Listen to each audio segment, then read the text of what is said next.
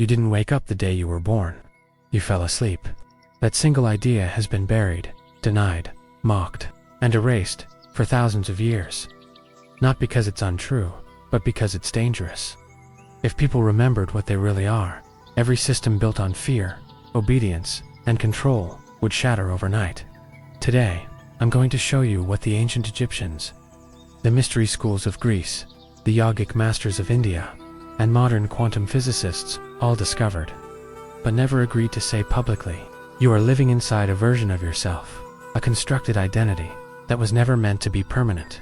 And the moment you understand how it was built, you'll understand how to dismantle it. And that's when your real power begins. If you're not ready for that, click away now. Because once you hear this, you can't unhear it. Every ancient civilization taught the same idea in different languages. Physical birth, docenty, awaken you. It blinds you. The Egyptians said consciousness enters the world through a veil of forgetting, collapsing infinite awareness into a single point of attention. The Vedic texts called this Maya, not illusion as in fake, but illusion as in incomplete, a filtered, dimmed-down version of reality. But here's the catch: the filter wasn't a cosmic accident. It was a psychological and energetic necessity, a narrowing of perception that allows a human identity to form. But this identity, the you think you are, is not the real you. It is a temporary costume you inherited, shaped by culture, programming, trauma, and repetition. Modern neuroscience unintentionally supports this. Your brain constructs yourself using sensory input, memories, feedback, and patterns. Remove the inputs, and the self collapses. The ancients knew this long before science did. Across Egypt, Greece, and pre-Christian mystery schools, initiates were placed inside pitch-black stone chambers. No sound, no light, no sensory input, sometimes for days. This wasn't torture. It was precision-engineered ego dissolution. When you strip the brain of stimuli, something terrifying and transformative happens. The default mode network, the neural circuitry responsible for inner narration and identity, begins to unravel. The story of I am this kind of person loses structure. The narratives of I am worthy, I am unworthy, I am strong, I am broken dissolve.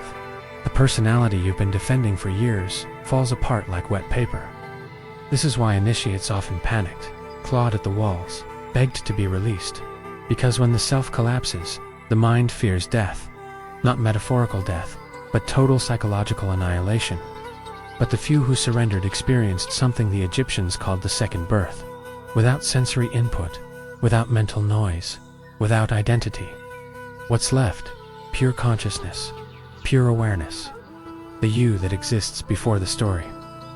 Ancient texts said this state allowed initiates to perceive reality as it truly is, not as the mind tells it. Modern float tanks, psychedelic therapy, and neuroscience are now proving the exact same thing. The ancients weren't naive mystics. They were neurologists without MRI machines. Let's hit something brutally honest. You think you're thinking, you're not. You're recycling. Studies show that up to 95% of your daily thoughts are the same thoughts you had yesterday, and 85% of them aren't yours. They were installed. Installed by parents, teachers, religion, media, social pressure, childhood trauma, repeated emotional patterns. You learn to fear rejection because a teacher embarrassed you. You learn to avoid risk because your parents were anxious. You learn to seek approval because love was conditional. And now, decades later, you mistake those inherited programs for your personality. That's not identity. That's software. The 3-year-old version of you, wide open, curious, fearless, didn't come with these limits. They were uploaded into your system like apps you never agreed to download. Your job isn't to find yourself. You already did that when you were born. Your job now is uninstalling everything that isn't you. You've had this experience before, even if you didn't recognize it. You walk into a room and instantly know something's off, even though everyone is smiling. You meet someone and feel a warning in your chest before they say a word. Your phone rings and you know who's calling without looking. You change routes on a whim and later discover you avoided something dangerous. This isn't intuition. It's quantum perception. It's your natural perceptive field, what Thoth called the single eye, cutting through the illusion of linear reality. Your five senses show you the world that already exists. Your quantum perception shows you the world before it solidifies. Quantum physicists call this the implicate order, the invisible field of probabilities. Mystics call it the Akashic field. Sufis call it the subtle perception. Scientists call it non-local information pickup. You've used it your entire life. You just weren't encouraged to trust it. Why? Because a human who trusts their inner knowing is uncontrollable. Biophysics shows something you were never taught. Your heart emits an electromagnetic field 5,000 times stronger than the brain. This field carries emotional, intuitive, and energetic information several feet beyond your body. When you feel someone's vibe, you're not imagining it. You're reading their heart field. Your brain analyzes the physical world. Your heart perceives the quantum world. This is why your first instinct is almost always correct, and your logical mind talks you out of it. When you ignore your heart intelligence, you lose your built-in navigation system. When you listen to it, your life stops being random. When your deeper consciousness starts awakening, the first thing that rises isn't bliss. It's everything you buried. Every old trauma, every suppressed emotion, every limiting belief, every coping mechanism. It erupts not to punish you, but to release you. Your authentic self is like a river. Your pain is the debris blocking its flow. Awakening doesn't add anything new. It removes everything false. The more you resist your emotional debris, the more it owns you. The more you observe it without flinching, the faster it dissolves. This isn't self-help, it's neurophysics. Conscious observation rewires neural pathways. The emotional charge vanishes. The memory remains, but its power over you dies. This is how identity rebirth happens. Ancient Egyptian texts describe something called the name that cannot be seen. It wasn't a mystical metaphor. It was your core electromagnetic signature, your true frequency in the quantum field. That frequency guides you constantly. The people you instantly trust, the places your soul feels pulled toward the moments of perfect clarity, the sudden knowing you can't rationalize, but in a world of constant mental noise, you rarely hear it. Your real identity isn't your name, your job, your gender, your past, your trauma, or your beliefs. It's your frequency. Awakening isn't about learning more. It's about hearing that frequency again.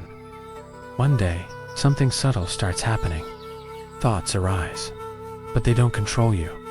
Emotions surge, but they don't drown you. People project their moods, but they don't hook you. You've entered the observer state, the state where consciousness watches the mind instead of being enslaved by it. You're no longer inside the storm. You're the sky the storm appears in. The storm still moves. The sky remains untouched. This is the beginning of real freedom. You stop reacting. You start responding. You stop absorbing. You start choosing. You stop fighting reality. You start moving with awareness.